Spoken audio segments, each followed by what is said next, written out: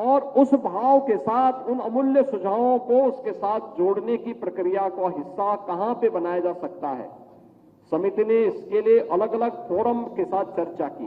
तब हम लोग भी आज प्रदेश की राजधानी लखनऊ में, जो देश की आबादी का सबसे बड़ा राज्य है, उसकी राजधानी लखनऊ में इस महत्वपूर्ण मुद्दे को लेकर के आज यहां पे खड़े हैं।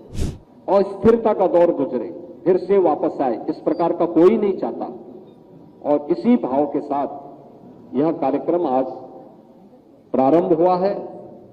मुझे पूरा विश्वास है देश के अंदर वर्तमान में अभी भी कुछ राज्य हैं जहां पर लोकसभा और विधानसभा के चुनाव एक साथ चुनाव हुए। आंध्र प्रदेश उसका उदाहरण है,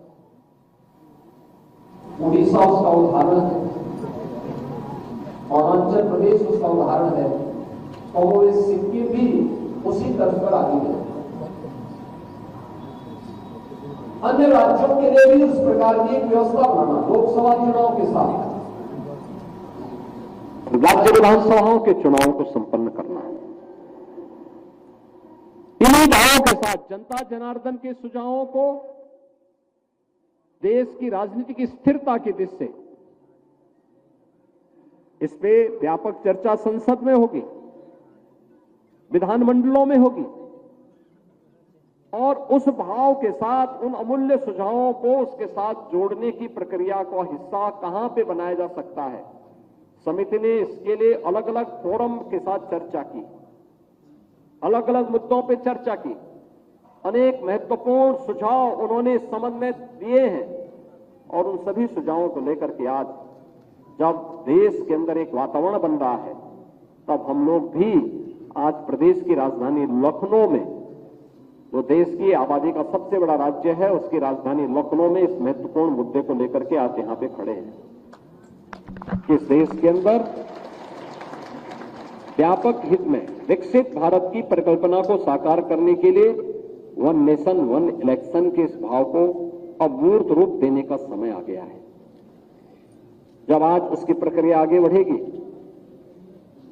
और अभी से तय होगा, एक रोड मैप तैयार होगा। रोड मैप तैयार होने के बाद यह तय होगा कि कैसे 2034 तक आते आते, जब लोकसभा का इलेक्शन 2034 में होगा, जनरल इलेक्शन 2034 में होगा, उस दौरान कुछ विधान मंडलों के विधानसभाओं के किसी का कार्यकाल बढ़ाना पड़ेगा, किसी का घटाना पड़ेगा।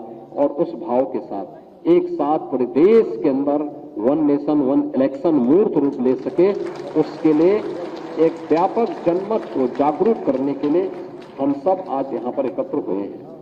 आप सोचिए, जो काम लोकसभा और विधानसभा का चुनाव एक साथ होकर के जितना पैसा बचाया जा सकता है, अगर जब विधानसभा के चुनाव अलग होते हैं, लोकसभा के अलग होते हैं, कहते हैं कि देश की जीडीपी पर उसका असर पड़ता है 1.5% का, यानी 3-3.5 लाख करोड़ से लेकर के 4-4.5 लाख करोड़ तक का एक अतिरिक्त बोझ देश की अर्थव्यवस्था पर पड़ता है। आप सोचिए, इतना पैसा बहुत सारे राज्यों की वार्षिक बजट भी नहीं है। यह पैसा जो केवल इलेक्शन पे खर्च हो रहा है या जिसके कारण अर्थव्यवस्था पर प्रभाव पड़ रहा है, इस 3.5 से लेकर के 4.5 लाख करोड़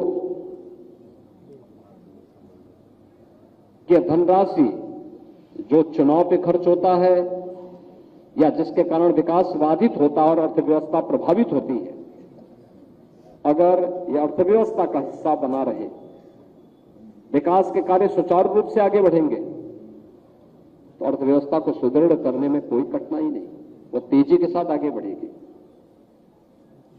इस पैसे का उपयोग विकास के कार्यों के लिए किया जा सकता है और स्थिरता का दौर समाप्त होगा।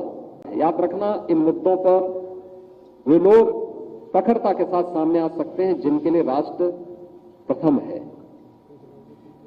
जिनके लिए स्वयं का स्वार्थ ही प्रथम भाव रखता है। उन लोगों के लिए मुद्दे कोई मायने नहीं रखेंगे, लेकिन जिनके लिए देश ही सर्वोपरि है, उन लोगों के लिए इसका एक मायने है। और मुझे लगता है हर भारतवासी इस मुद्दे का समर्थन करेगा, क्योंकि वह भी नहीं चाहता कि बार बार इलेक्शन से उसका विकास बाधित हो, बार बार इलेक्शन से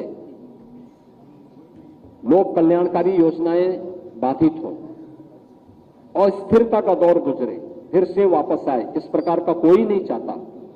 और इसी भाव के साथ यह कार्यक्रम आज प्रारंभ हुआ है। मुझे पूरा विश्वास है कि देश के अंदर वर्तमान में जिस प्रकार का वातावरण बना है, आप में से किसी से छुपावा नहीं, लोगों के मन में एक नया विश्वास पैदा हुआ है।